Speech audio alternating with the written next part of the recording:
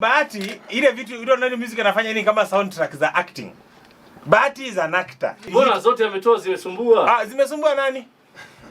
Zimesumbua nani kanisani ama zimesumbua kwa klabu? Ama zimesumbua hata kwa klabu, watu wa klabu hawasikizi Bahati. Mimi ni chairman wa gospel na mimi siogopi. Bahati alipoteza nyota kitambo. Ukiangalia ile reality show yake ya Being Bahati, kweli ile mambo anafanya hao yote pale inakuwa ni fake kwa sababu ni acting. Watu wakiona Bahati kwa TV akiringa niko na hii na hii na hii. Please ikue kwa TV, mkitoka hapo si ya kweli. Hamna vile giza na mwangaza. Yesu mwenyewe alisema hauwezi chukua giza na mwangaza umix. Haziwezi mix. Kuna either giza kitatawala ama mwangaza utatawala. Tumeelewana? Bundox sisi wote tunawajua. Wanatoa mangoma za kupiga watu rungu, wasichana, si wanaume, za kupiga wasichana rungu, wanatoa wanasema siju wapiga siju mafinga manini. Sasa yani Bundox ni watu wa kuimba nyimbo ambazo ni za sexy. Yani za ngono.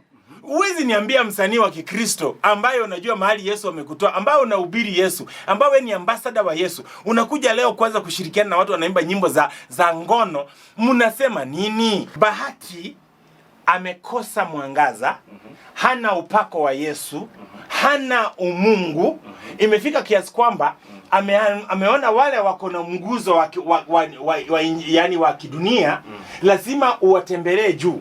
Wacha tu nikwambie. Yesu alisema mwenyewe, msiponisifu hata mawe itanisifu. Ni hivyo tu, mkikataa kunisifu. Nataka niambie Bahati ye mwenyewe ni brand wa Kikristo, ambassador wa Yesu. Unajua brand nikisema si tuna brand kwamba tuuze. Tuna brand to market Yesu. Sina market Mungu na neno la Mungu ambalo ni good news. So Bahati angeweza kung'ara kama nyota. Wale vijana wa Bundox waite press conference. Umenielewa? Vijana wa Bundox waite press conference, waseme tumemsikia Bahati. Mahali Mungu alimtoa. Tumeona ile maneno Bahati anafanya. Huyo Mungu wa Bahati ndio tutamfuata. Sitaki kutukuja kwanza kushikana na mtu hajadeclare, kwa sababu ule mtu ambaye zile vitu ambazo anauza ana subscribe na hajakana kwamba amanilo hajazikana. Hatuwezi kuwa pamoja. Mimi kama Ringtone ambaye mimi nilianza muziki kitambo. Nilianza kwa kufuata nyayo za Rafton. Akina Daddy Owen wakakuja, ndio sisi tukakuja generation ilifuata akina Daddy Owen. Mimi baada ya kusikiza wimbo wa Bahati, nataka niseme tu mimi kwangu naona ni ujinga, naona ni kukosa hekima, naona ni kwamba sisemi ni ujinga kutoka kwa pande ya Bundox. Bundox ni vijana wachanga wamekuja juzi. Wao wangetaka, kwa sababu wao wanataka kutrend, wanaweza fanya vyovyote. Hata actually kwa Bundox ni wao wamemake step kwa kuimba na mtu ambaye anajiaffiliate na Ukristo. Lakini kutoka kwa Bahati ambaye hajaanza kuimba jana, ameimba kwa miaka kadhaa, ambaye tuna expect au amekomaa amekomaa Kikristo, ambaye anaweza ombea mtu aokoke, anaweza lead mtu kwa Christ. Huo wimbo wote ukisikia, there is nothing ambayo Yesu anatajwa.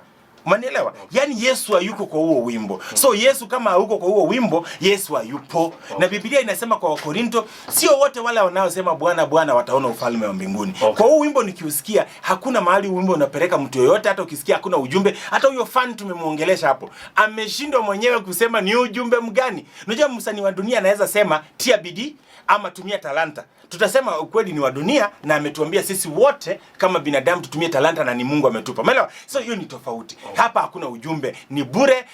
Naweza sema kama Pastor Ng'ang'a ni labish. May I have attention please? This is Mambo Mseto na Winnie M. Tuva. The People Station. Radio Citizen.